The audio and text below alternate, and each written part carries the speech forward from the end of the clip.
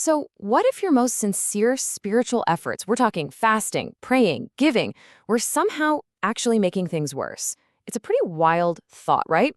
Well, this explainer dives into a book by Christian Aduabaha called The Power of Sacrifice, and it explores that very idea, that sometimes deep devotion can lead to even deeper struggle.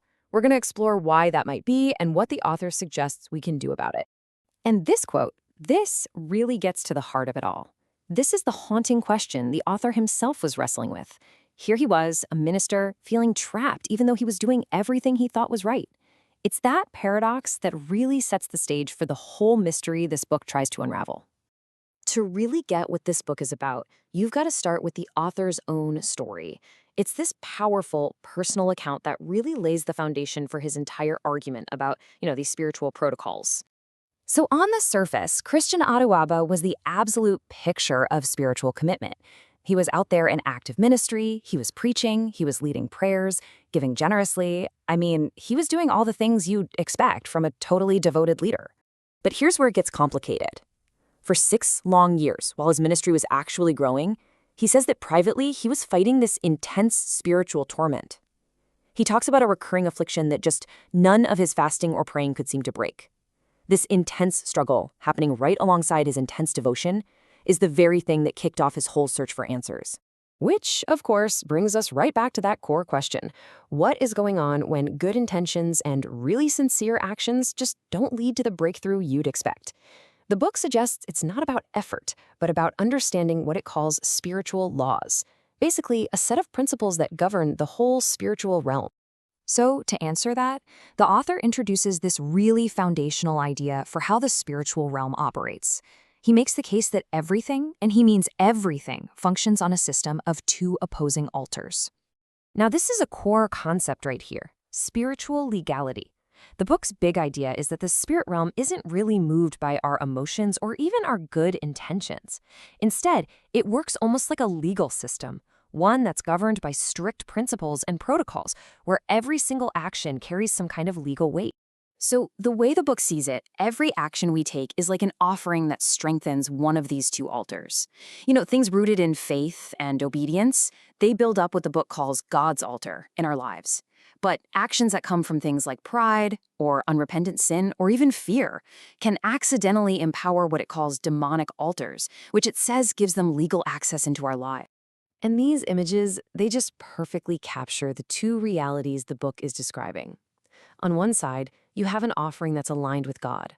And on the other, an offering, maybe even one made without realizing it, that ends up fueling the wrong forces. The book's whole point is that every single sacrifice has a destination. So the crucial takeaway is this. The book argues there's no neutral ground, not a single moment. Every choice we make is a spiritual transaction that's building up one altar or the other. And this isn't just about church stuff. It extends to all of life. Okay, so if every action is an offering, how in the world can a sincere one get diverted? The book lays out a few reasons why a sacrifice might get, hijacked and end up empowering the wrong altar.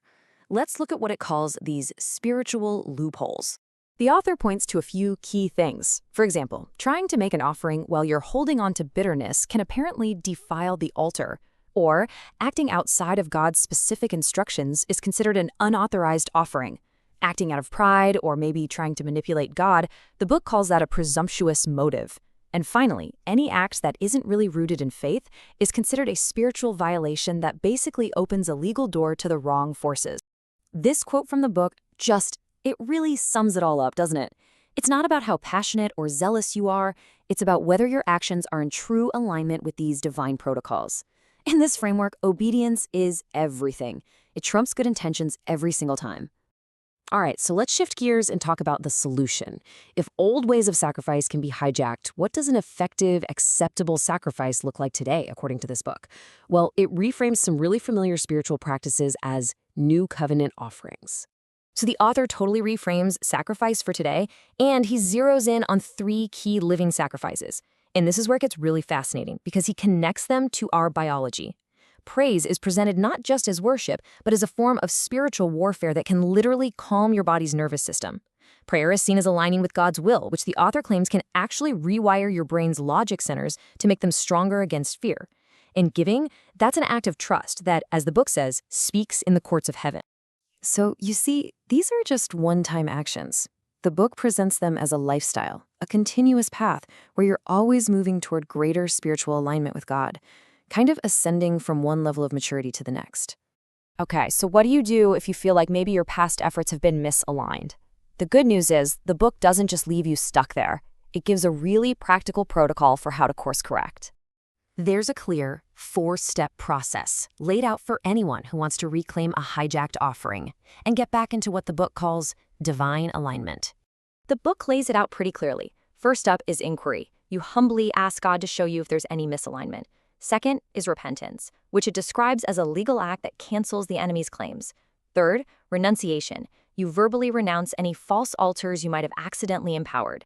And finally, representation. You intentionally make that offering again, but this time in full alignment and righteousness. So, the crucial point here is that this isn't just about feeling better. It's framed as a legal process.